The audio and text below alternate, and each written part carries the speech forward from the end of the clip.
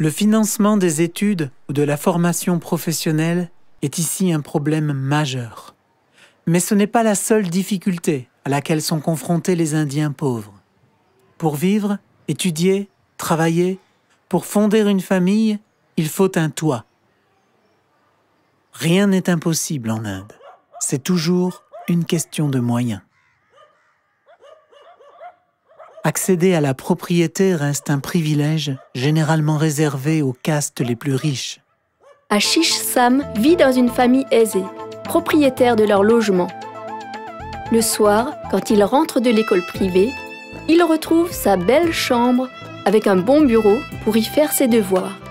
Et puis il joue à l'ordinateur ou regarde la télé pendant que sa maman prépare le repas dans sa cuisine américaine. Un vrai petit occidental. Plus tard, ses diplômes en poche, Ashish Sam se mariera avec une fille de la même classe sociale que lui. Et ils deviendront à leur tour propriétaires.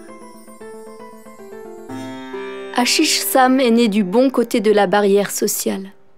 Mais tous n'ont pas cette chance. Pour les 300 millions de pauvres, soit l'équivalent de la population des États-Unis, il y a bien sûr la traditionnelle hutte, faite de paille et de glaise. On en trouve beaucoup dans les campagnes, mais aussi en pleine ville.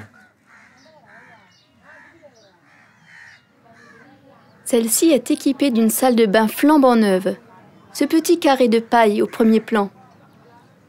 Dans cette salle de bain, pas d'eau courante, juste un seau qu'il faut remplir au puits. C'est dans ces conditions, à la campagne, que vit la majeure partie de la population indienne. 1 ou 2 pièces, un toit de paille, des murs en glaise ou en briques pour les mieux lotis, sans eau, sans sanitaire, sans meubles, juste quelques nattes que l'on étale pour la nuit. Un fil électrique passé par la fenêtre permet de brancher une lampe et une télévision pour les jours où il y a de l'électricité.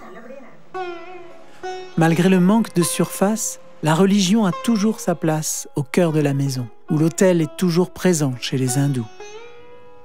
À l'extérieur aussi, les signes religieux omniprésents témoignent d'une grande superstition.